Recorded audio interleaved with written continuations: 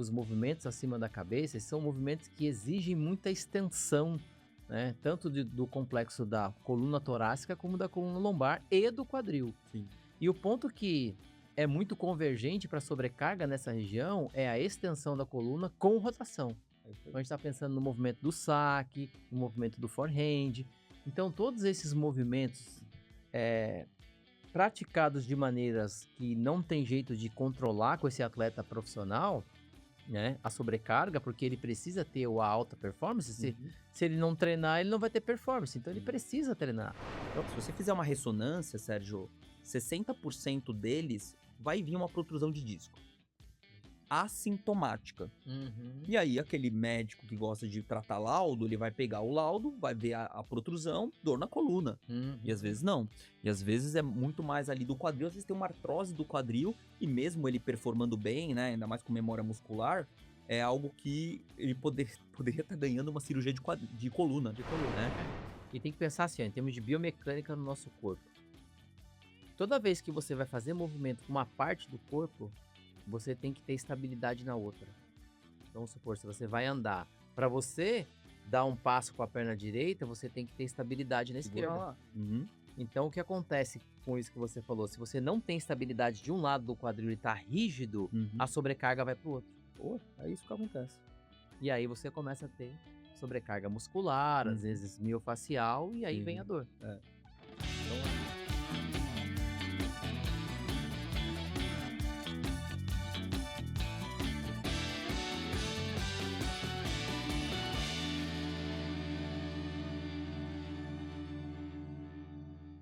Fala, tenista! Começando mais um programa.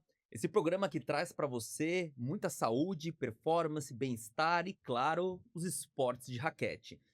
Hoje estou aqui dividindo essa bancada e quando eu tô com ele sozinho, você já sabe que o assunto vai ser direcionado muito para tua saúde na quadra de tênis. Sérgio Rosa, fisioterapeuta do esporte, e André Lage, médico do esporte, e a gente vai reunir hoje um assunto muito interessante. Conta aí, Sérgio. Fala, Dezão, beleza?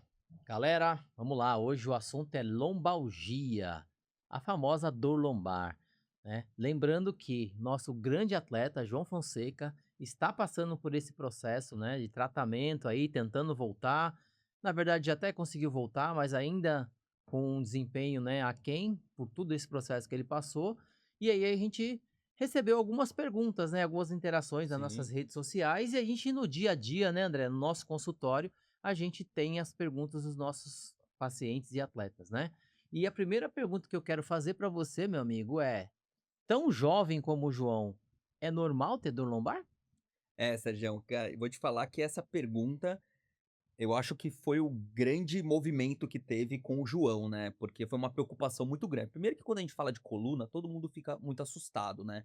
E aí quando fala de coluna em jovem, aí a gente fica mais ainda mais tratando de um atleta que a gente tá com tanta esperança e tanto gosto de torcer. E na verdade, assim, ela é mais comum do que parece, né? A gente percebe que a dor de coluna lombar no juvenil esportista de alto rendimento, no tênis, ela atinge em torno de 70% dos atletas. Então, realmente ela tem um índice muito alto nos jovens. Conforme ele vai amadurecendo, essa dor, a incidência vai enxugando, vai diminuindo. Mas, mesmo assim, se a gente pegar os esportes que fazem movimentos acima da cabeça, né, e principalmente os esportes de raquete, é um esporte que, por si só, na vida desse atleta, ele vai ter em torno de 80% das lesões, vai ter a dor lombar. Então, ela é prevalente e nessa idade que o João está, muito mais. E aí, eu até vou já querer puxar uma pergunta do que aconteceu também com ele, porque aí começaram a muita gente, né, que às vezes pessoas que nem são da área da saúde, começaram a querer dar as provas, e diagnósticos porque que ele tinha dor lombar, né. E aí veio história, tudo bem, do passado dele, de fratura por estresse e tudo isso, e a gente tem uma questão que ele tem uma retificação lombar, né. Então, você, Sergião, que acompanha muito esses tenistas e realmente que não é só jovem que tem retificação lombar, já que ela é um problema que é desde criança. Mas o quanto que essa retificação lombar ela é perigosa e o quanto que realmente ela está presente em trazer dor pro tenista? Bom, André, o primeiro ponto que a gente tem que entender é que assim, a relação de dor lombar, ela já foi muito ligada à parte anatômica, mas hoje a gente entende isso muito mais em relação à parte funcional da coluna do que realmente é uma característica anatômica, Uhum, né? boa. E pensando para o atleta jovem, e no caso dele, um cara de alto desempenho, um cara Uhum, de alta performance, ele tem um nível de preparação física alto, mas também tem um nível de desgaste muito grande. Então, essa overdose, né, vamos colocar assim, essa sobrecarga, uhum, né, é que acaba levando ele a esse problema. E sim. por que na lombar? No caso que você estava explicando agora sobre os movimentos acima da cabeça, esses são movimentos que exigem muita extensão, né, tanto do complexo da coluna torácica como da coluna lombar e do quadril. Sim, E o ponto que é muito convergente para sobrecarga nessa região é a extensão da coluna com rotação. é isso Então a aí. gente está pensando no movimento do saque, no movimento do forehand. Então todos esses movimentos eh, praticados de maneiras que não tem jeito de controlar com esse atleta profissional, né, a sobrecarga, porque ele precisa ter a alta performance, Uhum, se ele não treinar, ele não vai ter performance, então ele sim. precisa treinar. Então, houve até alguma crítica do João de falar assim: "Poxa, ele não disputou o último torneio da temporada passada para descansar". Eu escutei Uhum, isso, esses sim. comentários. E aí agora já voltou e tem dor. Gente, a relação não é essa, né, a relação é que ele precisa ter performance. E existem algumas características que levam a isso. E respondendo a sua pergunta, assim, a retificação lombar, ela é o que que acontece? É uma coluna mais reta, né? Então, é Isso. uma coluna que ali na região lombar, ela não tem tanta curvatura. E aí predispõe ele a ter uma sobrecarga quando faz a extensão com rotação. Perfeito. É isso. É, Sérgio, até dá vontade da gente encerrar o podcast agora com essa análise que o Sérgio fez. Porque, infelizmente, isso que deveria ter sido conversado, né, nos grandes meios de comunicação, né? E aí criaram, e isso é uma crítica que eu tenho ferrenha, aliás, isso no dia seguinte eu já fui para as redes falar, que criaram uma situação congênita dele de trazer uma doença que Uhum. algo irreversível. Então, assim, quer dizer que a retificação lombar, sempre vai trazer dor para ele e sempre vai ser uma limitação na vida dele? Não, de Então, jeito com nenhum. certeza não. Com certeza não. Aliás, isso tem que ser bem trabalhado. E aí você falou uma coisa muito boa: técnica, volume e carga. Então, o problema está muito mais, né, nesses pontos do que na questão da retificação lombar. Uhum. Quantas pessoas eu sei que têm retificação lombar, jogam tênis, e até atletas de outros esportes, e não tem um problema de coluna lombar. Toda retificação lombar, ela vai dar dor no tênis, Sérgio? Não, não necessariamente. Exatamente por isso que você acabou de falar, né? A, O ponto da dor, quando ela aparece, não necessariamente está ligada à questão anatômica, à característica anatômica dele. E a gente já sabe, né, André, que os estudos mais assim recentes dos últimos 5 anos, principalmente, têm mostrado muito a relação entre dor e outros aspectos de vida, né, do Uhum, que realmente a questão anatômica. sim. Então a dor ela pode estar ligada ao estresse muscular, Uhum, à fadiga, ao desequilíbrio, a esse overtraining. Então tem muitas outras coisas que estão ligadas à dor, até aspectos emocionais, estou querendo dizer que é a questão do João. Mas tudo isso, né, até por toda a cobrança que está acontecendo, acaba afetando isso. com Então, certeza.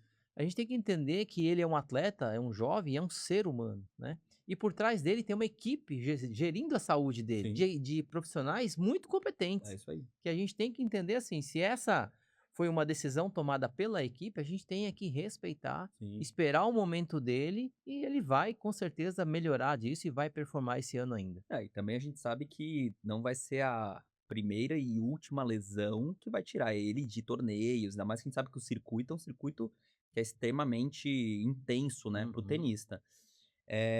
Pô, legal, Sergião, que eu acho que a gente até esse assunto a gente já tirou esses mitos, né.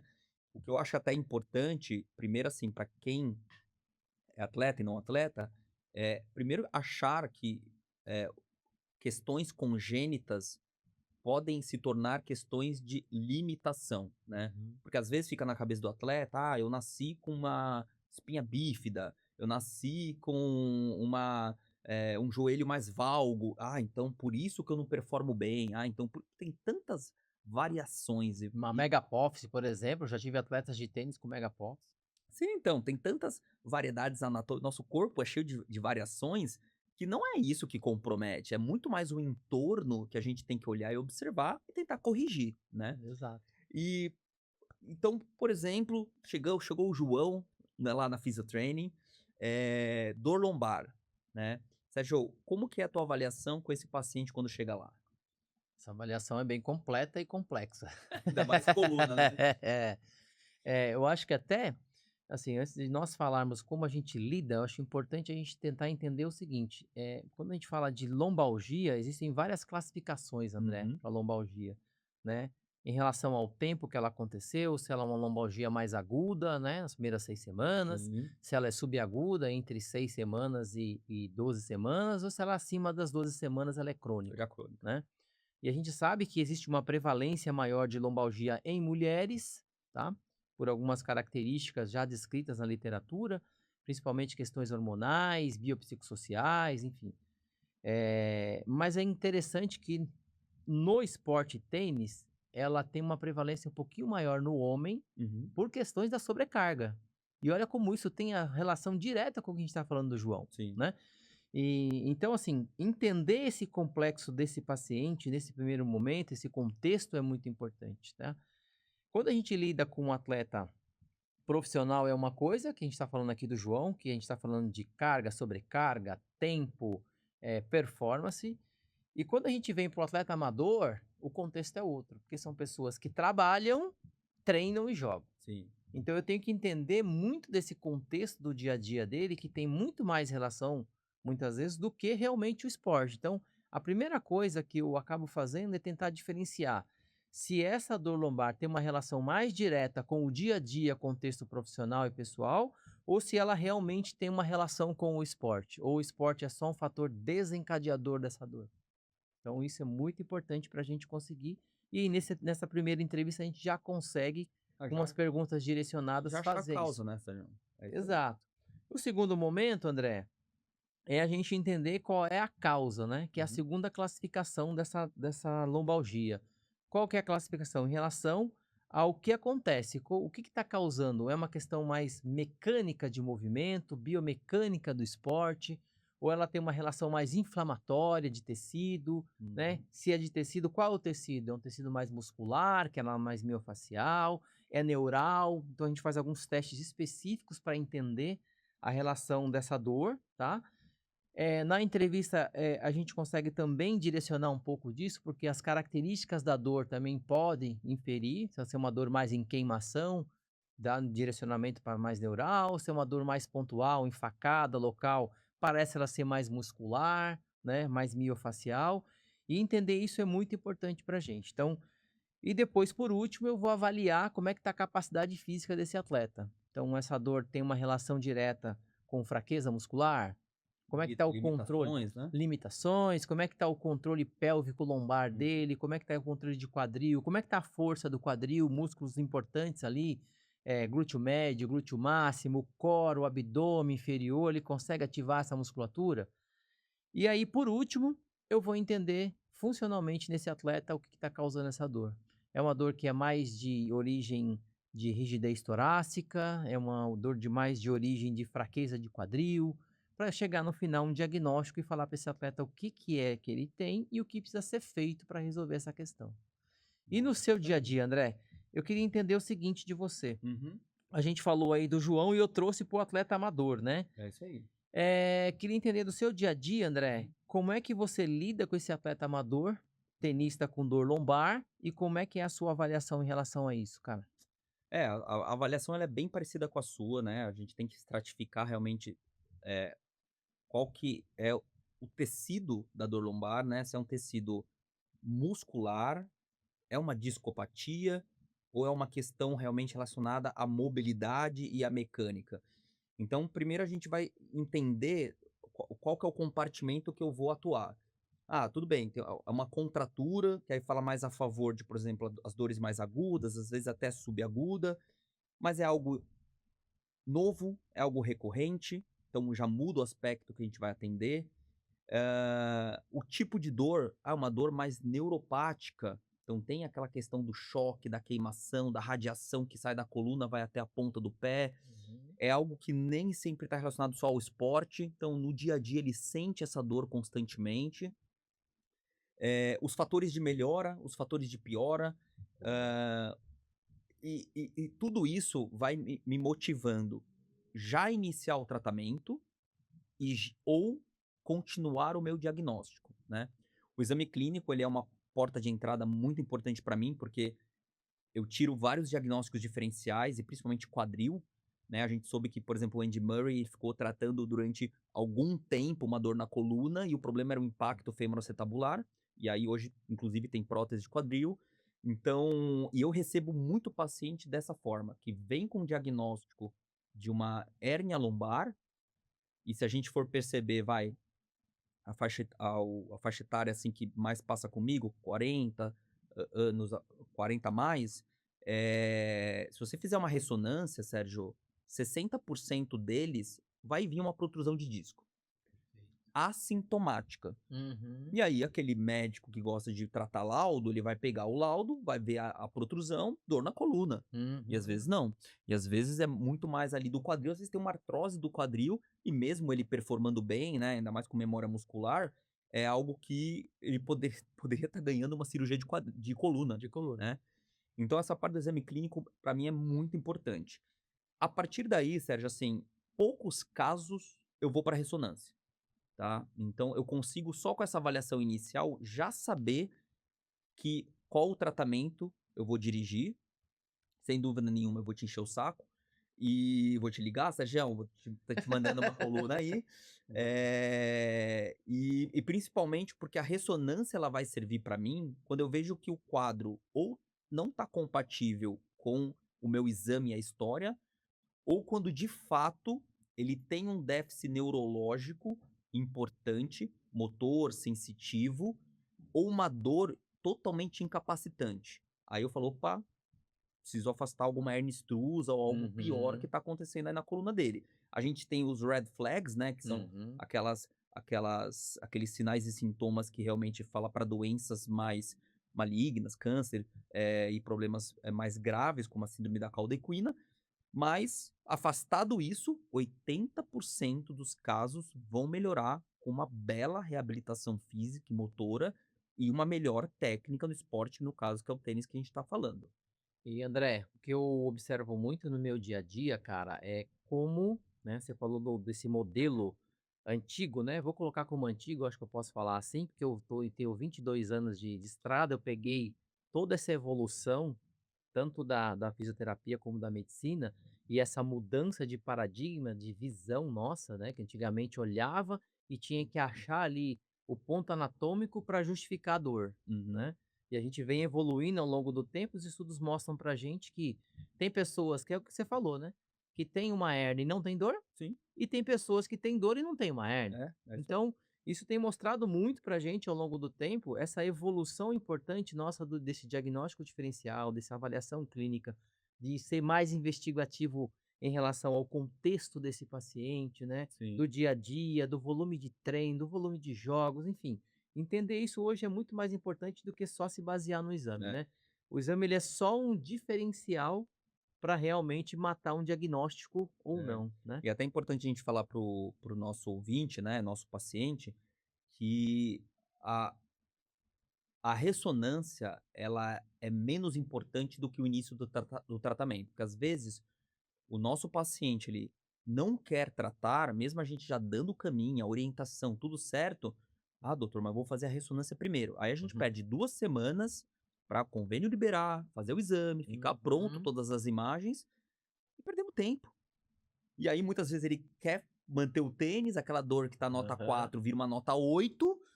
Então assim, ressonância é algo que, se o médico pedir, entenda que é necessário, mas se não for solicitado, não é que ele está negligenciando o teu caso, é que simplesmente ele já sabe qual o diagnóstico, tá na hora de tratar. Exato.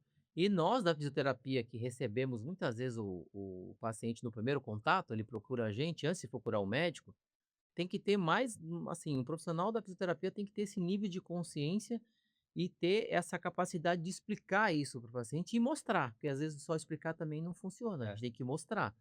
E aí é importante também, André, já que a gente está num programa de saúde aqui, deixar claro para as pessoas o seguinte: o que que eu costumo colocar, né? Porque às vezes a pessoa fica com esse paradigma, tem uma dor aí de 1 ano, 2 anos e acha que só a cirurgia vai resolver. Então, assim, eu acho que existem, lógico, que caso a caso, mas o que que é uma urgência cirúrgica num caso de lombalgia?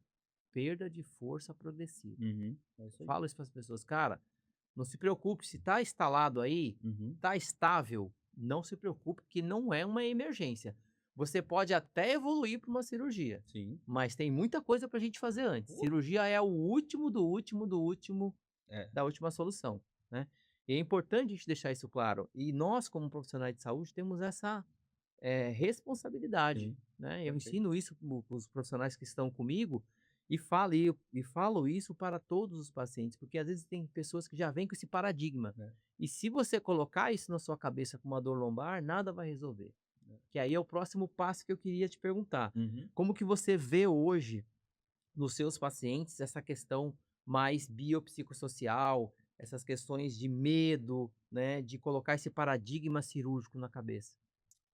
Ah, eu acho que graças a Deus, Sérgio, a medicina e o movimento da saúde, ela tá indo para um lado realmente muito preventivo e muito também, minimamente invasivo quando necessário. Então a gente melhorou muitas técnicas, né, a ponto de uma artrodese, que é a cirurgia de maior porte da Mais coluna, invasiva, né? cada vez a gente vê menos, mas Ótimo. ainda há super indicações de tratamentos cirúrgicos na coluna. Eu, por exemplo, tenho uma vasta experiência com coluna e, assim, eu conto nos dedos, em 2025, no ano passado, quantos casos eu precisei indicar algum tratamento cirúrgico. E quantos casos eu tive de sucesso e boa resposta. E você deve ver isso todo dia. Uhum. Então, realmente, a gente percebe que a gente tem hoje uma avaliação muito mais precisa, né? Por exemplo, você gosta muito de biomecânica e eu peço para o meu paciente, quando o tenista vem com dor lombar, primeiro, a dor lombar no tênis, normalmente ela está associada a dois movimentos, saque e forehand, tá? Então eu peço para o meu atleta, filma você sacando e filma você batendo uma sequência de forehand. A partir daí, normalmente eu já sei o que está acontecendo. Pô, beleza, já sei que é uma coluna mais rígida, já sei que é uma bacia que não é muito móvel, e a partir daí eu consigo direcionar, ó, leva esse vídeo pro físio, né, no caso pro Sérgio, leva pro Sérgio e mostra pra ele, ó, deixa ele entender como é que tá a tua coluna. Então assim, essa leitura biomecânica, ela é muito importante, isso ajuda a gente bastante. Então assim, Sérgio, eu hoje estou muito confortável que meu paciente eu recebo muito paciente falando: "Doutor, eu não quero operar", ou "Tive uma indicação cirúrgica". Uhum. É real isso pra mim? E assim, na maioria dos casos, não é, tá. Então isso eu consigo ter uma segurança muito grande e um sucesso de tratamento muito, muito, muito legal. Eh Sérgio, a gente quando uma questão que você falou que eu acho bem importante, e isso eu vou te falar que eu aprendi com você. Você falava, eu citei agora o saque, né, a gente sabe que o saque tipo kick, que é aquele saque que a bola bate e realmente ela espirra, para o alto, para fora, né, aquele saque que você joga o tos um pouco mais para trás, Uhum. faz uma hiperextensão da lombar e você faz depois a rotação do quadril que você falou.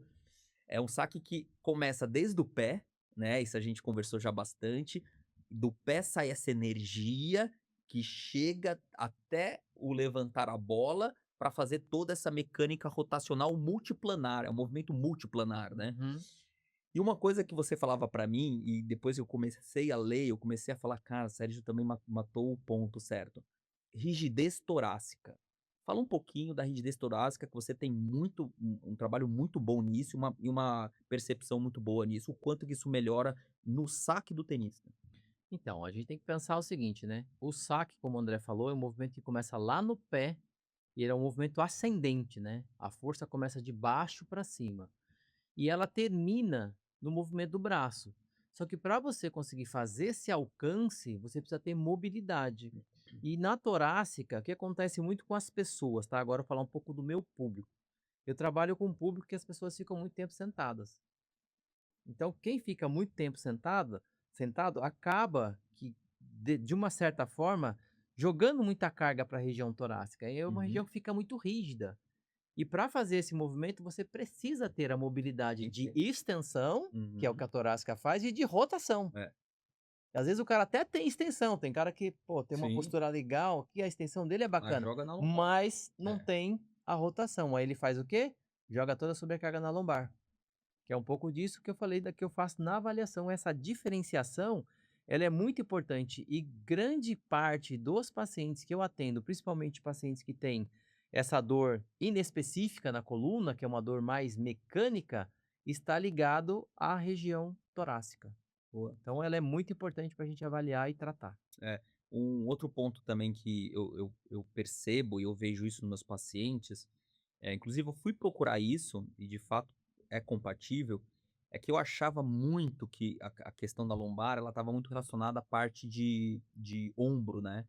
Achava que não tinha um ombro muito móvel, tem a questão da discinesia escapular, que ela Sim. também tem uma relação com a lombar, mas algo que, inclusive, no último ano teve um trabalho bem legal sobre isso, que fala que a rigidez do quadril contralateral da dor do paciente. Então, o paciente está com dor na coluna do lado direito. O fato dele ter o quadril esquerdo rígido para fazer esse movimento de rotação Uhum. gera uma sobrecarga lombar. Olha que interessante, cara. E aí a gente vê que, poxa, eu falei de ombro, eu falei de escápula, aí eu falei de quadril agora, você falou de pé. É um movimento muito complexo o saque, né, cara. É. E tem que pensar assim, ó, em termos de biomecânica no nosso corpo. Toda vez que você vai fazer movimento com uma parte do corpo, você tem que ter estabilidade na outra. Então, vamos supor, se você vai andar, para você dar um passo com a perna direita, você tem que ter estabilidade na Segurar esquerda. lá. Uhum, Então, o que acontece com isso que você falou? Se você não tem estabilidade de um lado do quadril e está rígido, a uhum. sobrecarga vai para o outro. Pô, é isso que acontece. E aí você começa a ter sobrecarga muscular, às Uhum, vezes miofacial, e aí vem a sim, dor. é. Então eu achei bem interessante. E Sérgio, eu sei que tem muita questão individual e variabilidade, né, de acordo com a queixa, o quadro do paciente, mas até para o nosso ouvinte entender, quanto tempo, mais ou menos, uma dor lombar chegou lá para você, uma dor lombar crônica de um tenista, quanto tempo, mais ou menos, vai exigir de tratamento para esse paciente? É assim, André, acho que até voltando um pouquinho, uma coisa que é importante que eu treino muito meus fisioterapeutas também, e gosto de falar para todos os pacientes. Toda doença, né, ela tem um curso natural. Uhum, Se você pegar uma lombalgia aguda, em média 6 semanas, essa dor ela vai embora. sim. Agora, qual é o efeito que essa dor fez funcionalmente no corpo desse atleta? Uhum, Por quê? Porque a gente começa a gerar compensações, você começa a tensionar mais músculos para poder evitar essa dor.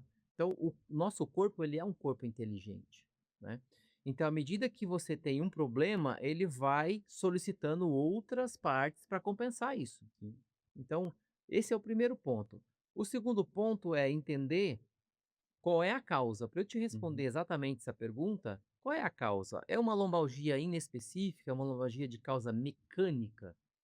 Se é isso, quando a gente começa a tratar, essa dor, assim, ela vai embora muito rápido. boa, ó. Por quê? Porque se à medida que a gente tirar isso e dar para esse atleta, para esse paciente, uma funcionalidade que ele não tem, Uhum, vamos supor que ele tem uma rigidez torácica que acaba gerando essa sobrecarga lombar. Você começa a dar mobilidade para ele e ativação muscular, essa dor vai embora muito rápido, porque você tira o fator que está levando ele à dor, sim. tá? Então, lógico que a cada caso é um caso, mas assim, a dor lombar inespecífica de causa mecânica, que é a mais prevalente, chega a 80% dos casos Uhum. dos atletas amadores de tênis, Sim. Que é o que a gente pega, a maior parte. ela é a mais fácil de tratar. Boa. Só que assim, ela é a que mais demora. Olha Uhum. que ponto. Por quê? Porque esse atleta ele precisa ganhar nível de consciência, ele tem Isso que demora. mudar a rotina dele, ele vai ter que se reeducar em relação ao dia a dia e em relação ao esporte. Então, o nosso trabalho com esse atleta é muito mais de reeducação Uhum. do que realmente treinar a funcionalidade dele. É, Tá? É um grande desafio, né? sim. E André, queria entender no seu consultório também desses pacientes, tenistas e beach tenistas que são amadores, né, que você falou 40 Uhum. a mais. Qual que é a maior prevalência em termos de dor? É também a dor mecânica? É a dor mecânica, sim. Eu acho que tem questão que você falou da parte, primeiro, da parte do trabalho, né? Então hoje a gente vive muito com telas. Então aquele paciente que já tem aquela anteriorização do ombro, aquela tensão muscular, né? A gente tem também a parte de quando a gente fala do público feminino, né? Aquela mulher que, inclusive, te mandei uma paciente hoje dessa forma, né? Aquela mulher recém-mãe, carregando o filho aqui o tempo inteiro, né? Fazendo aquela suspensão de peso, Uhum, já com uma qualidade muscular pelo tempo de do período de puerpério, inativa, né, com muitas questões de sono ruim. Então a gente tem esse público que o ambiente da pessoa já cria essa fadiga muscular mais intensa. E aí quando a gente pega um esporte de raquete, né, a chance dessa pessoa ter a dor e uma contratura muscular e uma dor mecânica é extremamente alta. Principalmente se essa pessoa, ela começou a aumentar volume dentro de quadra. Então começou a treinar mais, jogar campeonato, e o número de horas quadra começou a aumentar. Então aí realmente ela está muito, favorável a ter lesão. E a gente sabe que a grande parte desses amadores, quando eu falo amadores, não é nem aquela pessoa que está começando, é aquela pessoa que performa, que joga bem, compete e quer manter assim na quadra, não faz nada em associação, né? Não se previne, não faz um treino de mobilidade, de flexibilidade funcional. Então, uma pessoa de alto risco para ter dor na coluna. Eh, e lembrando que também, né, a gente, quanto mais jogo a pessoa tem, mais ela vai sacar. uhum, Aquela pessoa que só tá no drill, só tá batendo bola, ela tem menos fator de risco, porque o fator de risco é o saque. Então ela tá menos suscetível. Então quando que eu pego também atletas em fase aguda? Quando ele, por exemplo, quer melhorar o saque dele. Então ele começa a fazer 15, 20 minutos todo o treino de saque ou começa a jogar muito. E aí vem com uma dor por conta de overuse, de excesso uhum, nessa musculatura. Então eu pego muito essa dor mecânica, tanto da pessoa, da situação ambiental que ela vive, mas também daquela pessoa que quer fazer um ajuste, uma correção de técnica. Ah, eu quero começar a treinar um saque kick. Aí é a hora que realmente vai forçar muito essa extensão lombar. E não está pronto para isso. Por isso que quando a gente começou a conversa sobre o João, no momento que um paciente chega para mim, ah, eu tenho uma questão de dor lombar, história pregressa de dor lombar, ele já tem um fator de risco para ter dor lombar no tênis. Isso é clássico. uhum, Então é alguém que eu vou prevenir. É alguém que eu vou pelo menos, poxa, então peraí, como que tá a sua situação no tênis? Ah, eu tô aumentando o volume, eu tô treinando mais, tô jogando mais. Eu preciso que alguém comece a olhar a tua coluna. E isso para dor de coluna, não só no tênis, Sérgio. Pessoas que já têm antecedente na vida de dor lombar, na gestação, a mulher, por uhum. exemplo, fator de risco. Dor lombar crônica, fator de risco. Então a história pregressa é muito importante para essas dores mecânicas. O que a gente não pode deixar é que essa dor vire uma dor crônica e realmente algo que era mecânico comece a se tornar algo de uma discopatia, por exemplo. Uhum. Que realmente a tensão é tão grande na coluna que os discos começaram a sofrer, e aí tem uma artrose facetária acontecendo, tem uma discopatia que virou uma protrusão e uma hérnia com compressão neurológica. Então é isso, é esse estágio que a gente não pode deixar. Porque Uhum. se chegar nesse estágio, talvez o tênis comece a se tornar algo de muito sacrifício para ele. Perfeito. E a gente quando fala de dor crônica, né, tem um ponto muito importante que eu gosto de colocar também, assim, quando a gente tá falando de dor crônica, tá falando de dor há mais de 3 meses. Uhum, E assim como tudo que acontece no nosso corpo, André, tudo que a gente vai fazendo de forma repetitiva, a gente vai criando memórias, né, e algumas linhas neurais que vão solidificando isso. E para a dor acontece a mesma coisa. sim. Então, assim, se você é um atleta amador, que tem uma dor há muito tempo, isso não é normal. Uhum. Dor é sinal de que tem algo errado. Vamos E o lá. teu corpo está avisando que tem algo errado e você persiste em fazer isso. Sim. Então você vai criando essa memória ruim e além de não tratar de forma adequada e ter todos esses riscos que o André falou de piorar isso, você também vai criando essa memória da dor. É. E isso não é bom. Para tratar isso lá na frente é muito mais difícil. Tanto que eu entendo que o paciente de dor crônica, mais de 1 ano, é o paciente mais difícil para se tratar. Sim. Por quê? Porque vai ter que ter toda uma reeducação funcional, profissional e também neurológica, É. né. Então a gente tem que modificar isso. Então, ele é um paciente que vai ficar com a fisioterapia por muito mais tempo.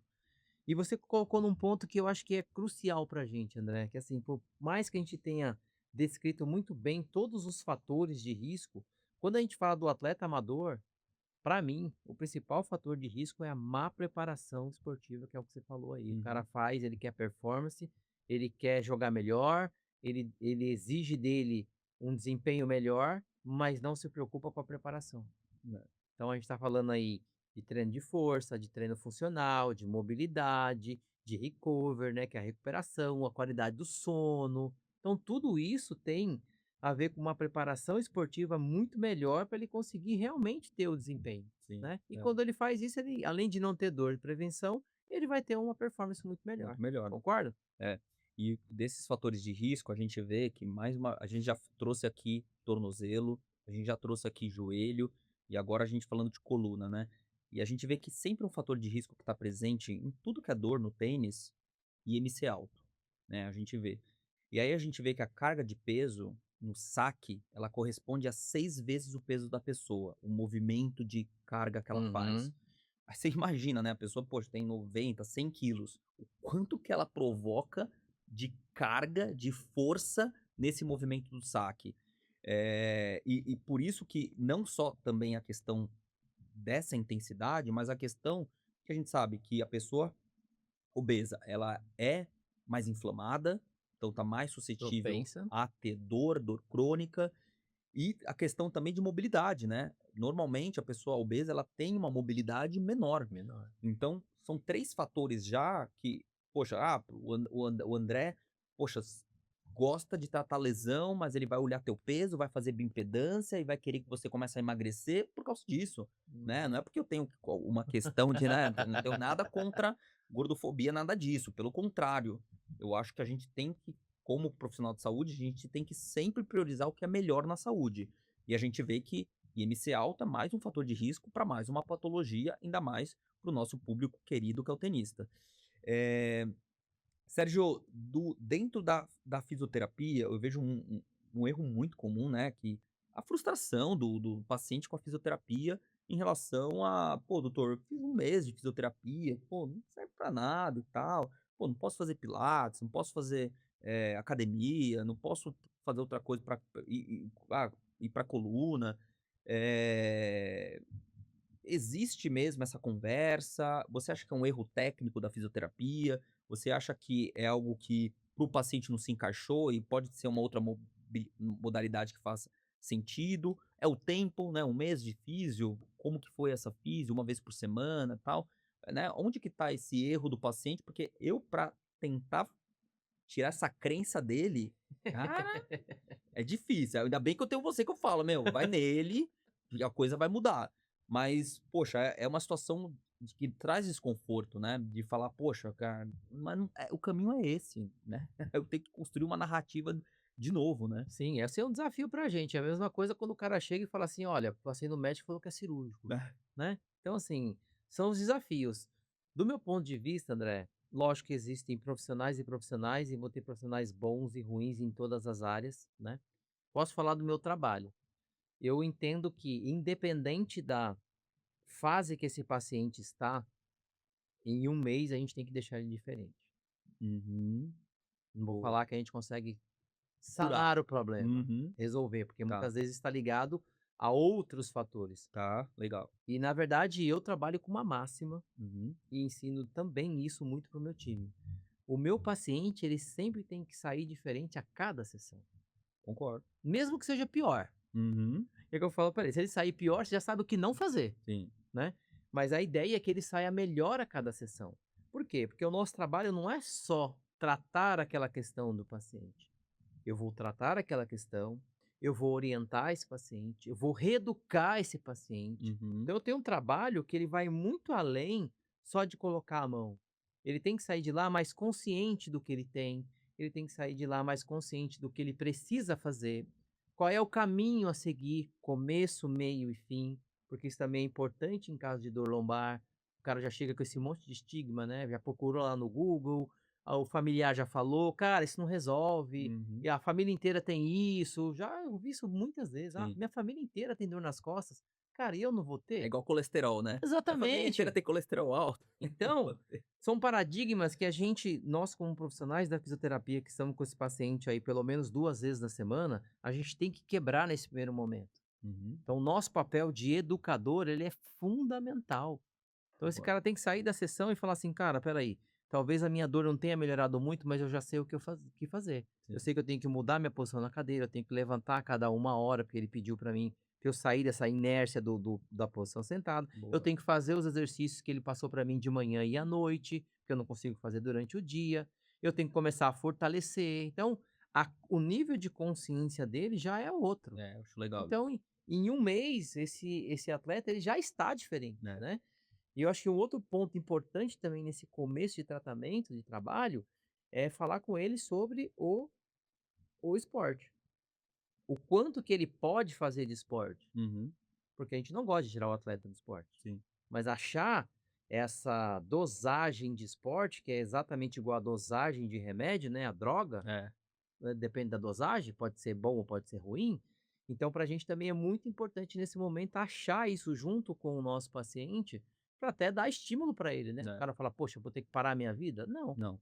tá? Mas o quanto que eu posso fazer que não vai prejudicar? Sim. Então, isso é muito importante, cara. Então, eu entendo eu que, independente da fase que seja, de tipo de dor, se ela é aguda, crônica ou subaguda, ou se ela é recorrente, a gente consegue em um mês mudar a vida dessa pessoa, Sim. tá? Solucionar aí já é outro É, e problema. acho que até nesse primeiro mês, o que que eu penso em relação ao que você falou, né, poxa, e o tênis, né, como é que fica com essa dor, tá em tratamento, tira, não tira, deixa, não deixa.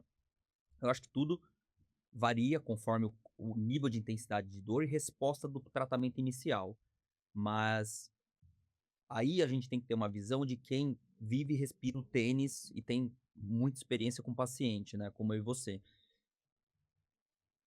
Rastreamos o fator de risco. Saque, por exemplo.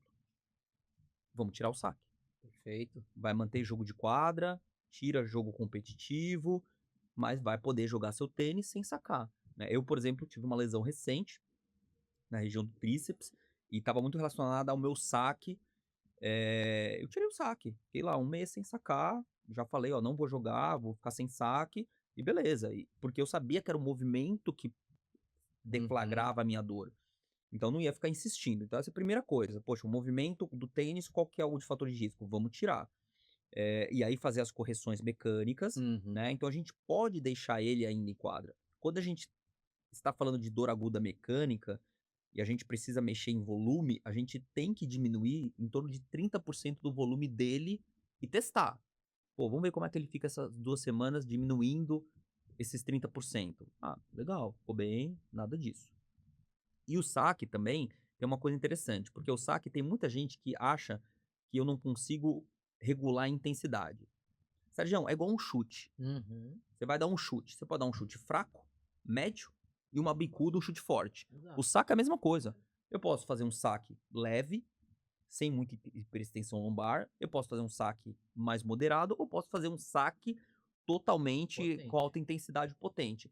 Então, graduação do saque, isso também favorece um controle corporal importante. Uhum. Então no tênis, a gente que conhece, aliás, a gente fala isso em toda lesão. A gente consegue, a partir da lesão, a partir do tipo de capacidade que o nosso atleta está desempenhando na quadra, gerenciar o que a gente consegue manter no tênis. Para ele a parte neurológica, igual você falou, é muito importante deixar ele ali na quadra. Exato. E são e salvo.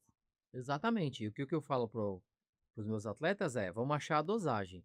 Achou a dosagem que não te causa dor? Cara, essa é a dosagem inicial. Uhum. À medida que a gente for melhorando a sua capacidade física, a gente vai aumentando a dosagem. Então, isso traz também, André, um fator positivo para o atleta. Ele É. fala: pô, peraí, eu não saí do esporte. Ele está falando para mim que se daqui eu vou melhorar, Uhum. cara, isso ativa o gatilho dele falar: cara, então daqui eu preciso evoluir. Sim.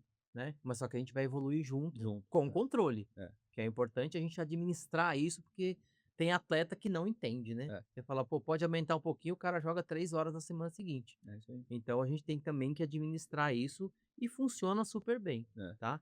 E Sérgio, quando que você agora a gente falou um pouquinho da questão da restrição adaptada do tenista, né, na quadra, com dor, e quando que você libera ele, pô, ó, acho que agora você tá bem. Qual que é o teu parâmetro para saber que ele tá pronto para voltar a sacar, para voltar a performar na quadra? Ó, são 2 pontos importantes aí. Quando eu tenho o privilégio de estar dentro de uma academia de tênis, então eu tenho contato direto com o professor, então é Uhum. mais fácil e às vezes eu estou lá, e aí eu Ok. vou vendo, pô, isso favorece demais. Muito, muito. E aí a gente consegue tomar inclusive decisões A juntos. famosa beira de quadra. Nossa, isso é sensacional, adoro fazer isso, adoro. É, você E imagina que isso, cara, assim, eu fico pensando, né, a o quanto que isso a nível mundial, né, a gente pega, por exemplo, os grandes centros, né, Nadal, poxa, eles têm isso direto. Poxa, e aham, aqui no Brasil a gente tem isso.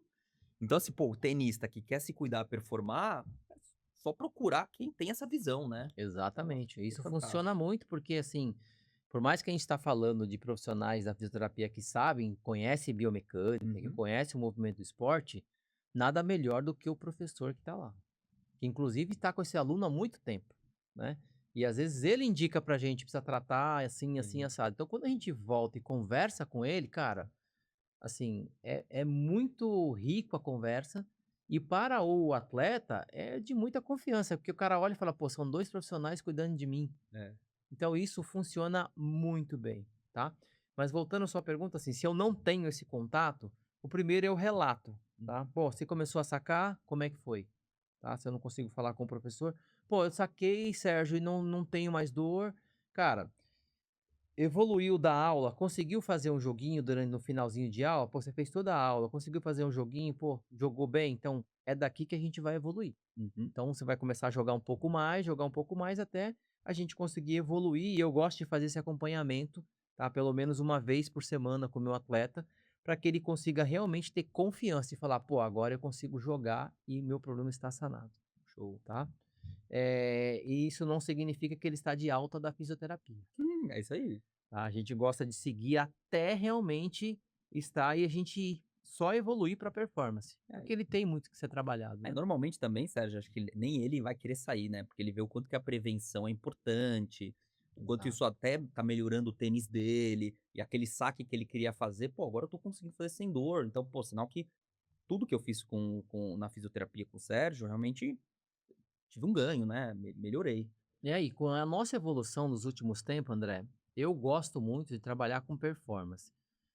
Por mais que as pessoas enxerguem ainda a fisioterapia, o fisioterapeuta do esporte como um tratamento de dor, cara, isso só é parte. Então, Uhum. quando o atleta começa comigo, eu já falo isso para ele. É, Cara, a primeira parte é tirar você da dor. sim. A segunda parte é você conseguir jogar sem dor. A terceira, meu amigo, é melhorar a tua performance e trabalhar a prevenção de lesões. É, Quando o atleta entende isso, fica muito fácil, porque é a parte que a gente mais gosta de fazer, é, né? Performance. sim. Eu gosto muito nessa parte de liberar, conversar com vocês, porque é vocês que estão vendo o movimento dinâmico o dia todo, estão sentindo a evolução. E o meu exame clínico ele é muito importante para eu ver o quanto que avançou e as queixas do dia a dia, né. Então, aquele paciente que tinha queixas recorrentes com atividades triviais, domésticas, trabalho, tudo isso, quando vê que começa a sumir, esquecer dessa dor, é um bom sinal. Poxa, vamos Uhum. testar na quadra agora, né? E aí, converso com o professor também, falo para ele: "Poxa, vamos tentar aí fazer um saque 60% da velocidade, potência que ele faz? Vamos ver como é que ele fica?". E aí a gente testa uma semana, vai dosando, vai testando, até a gente chegar realmente no fechamento aí do quadro. E claro, com sempre a ressalva de: "Ó, por conta que você teve isso, não quer dizer que você nunca mais vai ter. Então, amigão, Exato. agora você tem que entender que você tem um ponto fraco Hum, e vamos melhorar esse ponto fraco, né?". exato. A mobilidade do quadril eu gosto de observar muito e normalmente quando eu vejo que ele chega diferente disso com vocês, é um fator que já me anima. Eu falo: "Opa, esse quadril é diferente, esse quadril agora vai aguentar, então vamos embora". Uma pergunta que fazem muito, Sérgio, que inclusive fizeram aqui pra gente no Instagram, foi sobre calçado. Tem alguma calçado, palmilha, tem alguma questão que melhora, piora a dor lombar? Você fala no tênis? No tênis. No tênis, vamos lá. Eh, um ponto importante que eu vejo, no atleta, assim, não é só a pisada, porque ficou muito famoso essa coisa, a análise da pisada. Uhum, Eu gosto de ver o atleta funcionalmente. Então, por exemplo, quando ele saca, ele faz um salto, uhum. ele faz uma aterrissagem. Como que esse atleta está aterrissando? Ou ele aterrissa mais com a ponta do pé, que é o normal? Essa carga, como é que ela está acontecendo de baixo para cima? Ele faz a carga no quadril, esse quadril despenca, cai, desaba lateralmente ou não? Porque se isso acontecer, a sobrecarga vai para a lombar, Sim. né?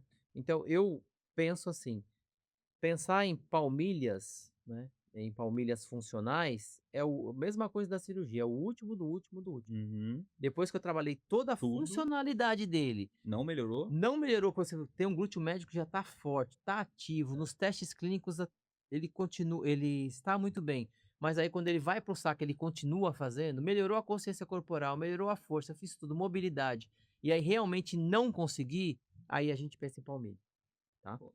Mas é o último do último do último, porque normalmente, principalmente com um atleta amador, que não tem tanta consciência, isso é muito trabalhável ainda, Uhum. tá. E a gente geralmente consegue melhorar muito isso, tá. Sim. Mas assim, se realmente não resolver, aí a gente pensa em palmilha, principalmente se for uma palmilha mais funcional ali, se de repente ele tem uma pisada muito mais pronada ou supinada, enfim, aí a gente pode evoluir para essa palmilha. E também um outro fator que às vezes é a discrepância de membros, né? Uhum. Se ela é mais que 1 centímetro, a gente tem que avaliar isso melhor. Se Sim. de repente vale a pena a gente compensar Compensar. essa altura, Uhum. tá? Boa. Sei se respondi tua pergunta. Total, Eu acho que total. era mais ou menos por aí, né. E Andrezão, coisas que as pessoas me perguntam muito no dia a dia, cara, pô, quando que você indica medicação, por exemplo, né. Eu, por exemplo, o Sérgio não indico, porque não é a minha especialidade, Sim. tá. Às vezes a pessoa passa comigo: "Pô, eu tô com dor, cara, que analgésico eu tô", Uhum. vai ter que passar com o médico. Sim. Quando É, que eu, Sérgio, indico um médico? Porque às vezes o cara vem pra mim vem primeiro direto. e eu passo pra você: "André, Uhum. tô te mandando fulano aí". Quando eu vejo que só o meu trabalho não é o suficiente. Sim. Esse cara ali precisa de uma avaliação clínica sua, ele vai precisar de medicação, ele precisa de exame mais preciso, então ele precisa de um diagnóstico clínico mais preciso que eu ali na clínica não consegui fazer, tá. Então aí ele vai com você. Hum. Como que é o seu critério para pensar em medicação e É, exame? medicação a gente tem vários tipos de análise, né, desde físicas como também de questionários, escalas de dor, mas, Sérgio, eu cada vez mais, né, eu como tenho especialidade de dor, eu não me deixo vencido por dor forte, né. "Ah, não, mas eu não gosto de tomar remédio, doutor. Não, não, eu tô bem". Nota dor acima de 3 que o paciente me relata e eu identifico, esse paciente a gente precisa melhorar a dor, tá. Tem pacientes que respondem já muito bem com a físio. Poxa, eu mando lá uma sessão de físio, essa dor quase zera. Então esse já é um perfil que eu tenho, principalmente nas dores mecânicas, igual você falou, poxa, é uma dor que Aham. eu consigo melhorar rápido. Agora, eu quero dar uma solução para o meu paciente, então eu entro com medicação inicialmente, gosto muito nessa parte de analgésicos, né. O anti-inflamatório eu uso muito baixas doses, pouco tempo, 3 dias, 5 dias no máximo. Primeiro para não mascarar a dor, o anti-inflamatório ele realmente dá um alívio muito importante na dor mecânica, em contratura, mas eu sei que vai atrapalhar minha cicatrização, eu sei que vai mascarar a ponto dele querer voltar para quadra, então anti-inflamatório eu uso muito curto tempo. Gosto dos relaxantes musculares, principalmente se tem alguma questão noturna.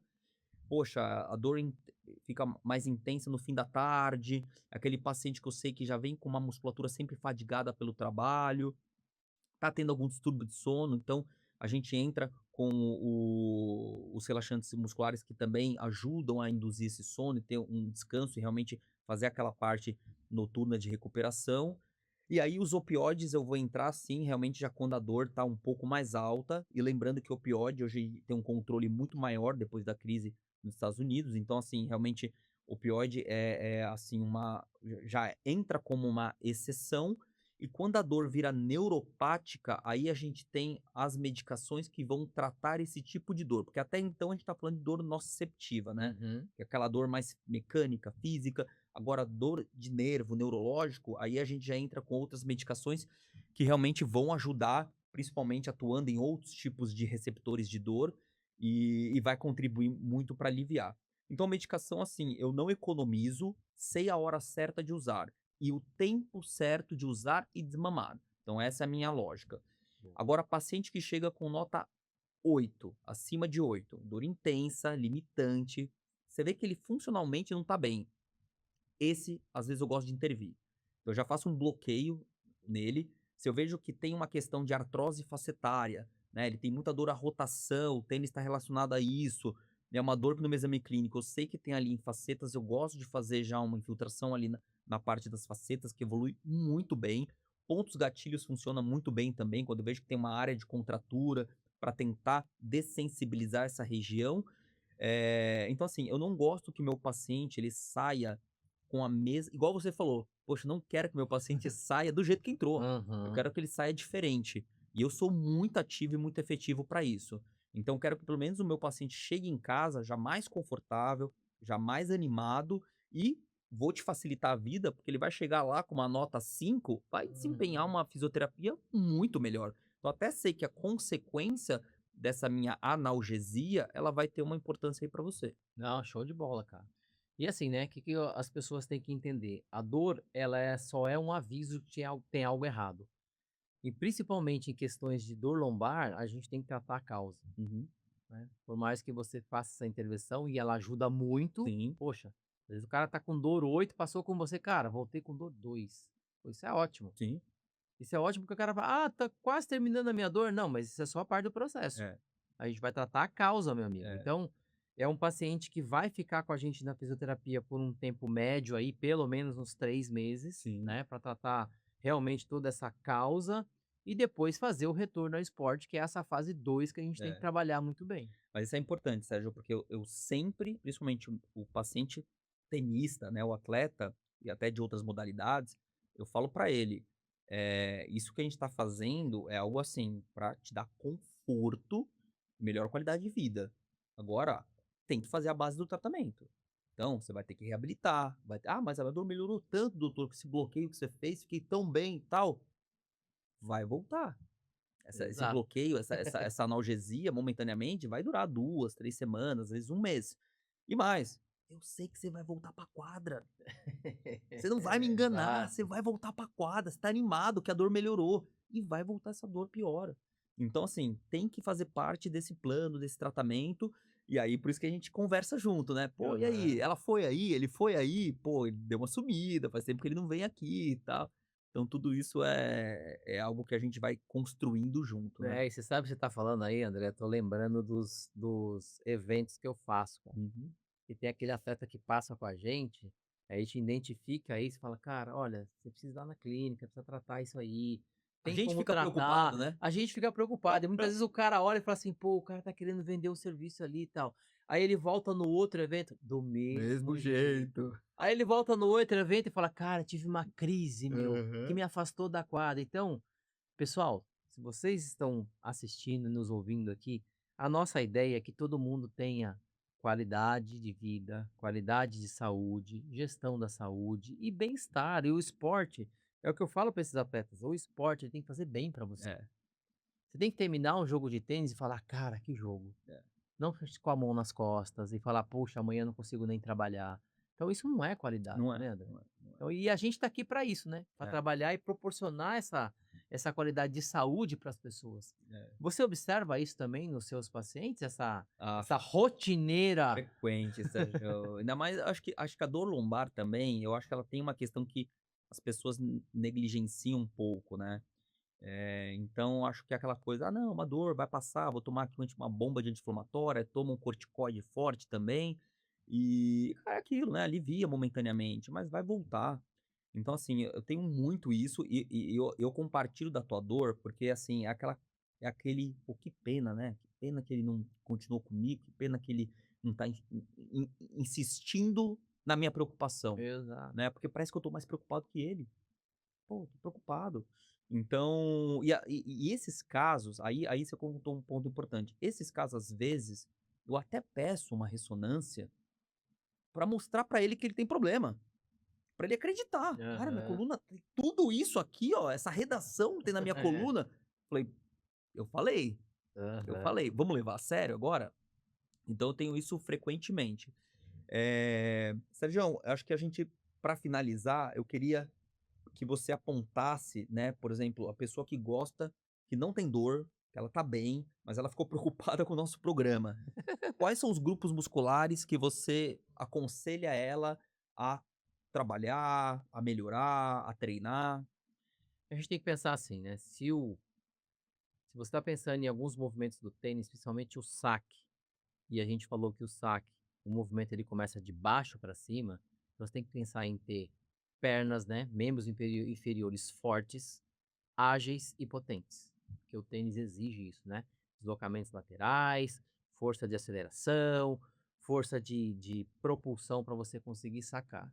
Uhum, O outro grupo muscular extremamente importante que é muito negligenciado por tenistas, o quadril, o glúteo máximo e o glúteo médio, né? boa. São importantes estabilizadores e geradores de força no quadril, Uhum, que vão gerar essa força para cima. Se você tiver com o quadril fraco, a sua coluna vai ser sobrecarregada. Então é extremamente importante. E um outro grupo muscular que a gente falou até pouco, o André citou aqui, que é a musculatura escapular. é isso aí. Esses são músculos essenciais, porque se você não tem uma boa estabilidade escapular, a torácica vai sofrer e sua lombar também vai sofrer. É, Então são os 3 grupos que eu acho que são essenciais para você conseguir sacar bem, com qualidade.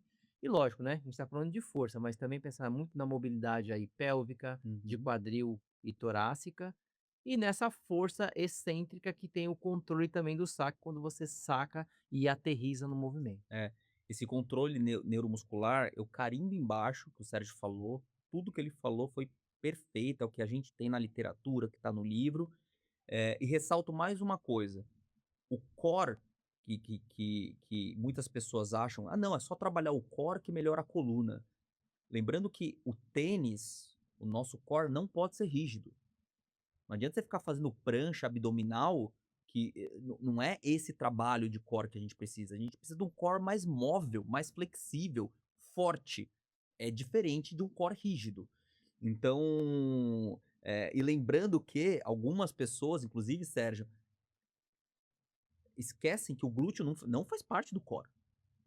O core é ali, abdômen, dorsal, eretores, multífidos.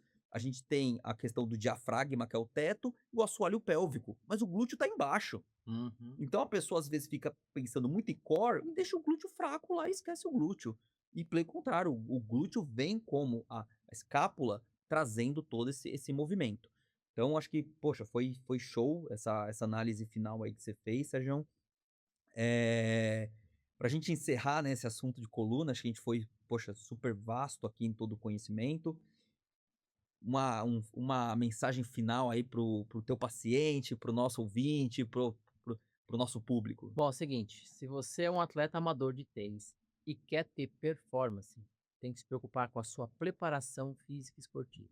Quando a gente fala de preparação física, a gente está falando de fortalecimento muscular, de melhora funcional e de recuperação. qualidade de sono, recovery, tudo isso você vai fazer com que você consiga prevenir lesões e ter melhora do performance dentro do esporte que você ama e quer terminar o seu jogo suado e feliz porque jogou, e não com dor, né, que é uma coisa que a gente não gosta no nosso atleta, né, André? É isso aí.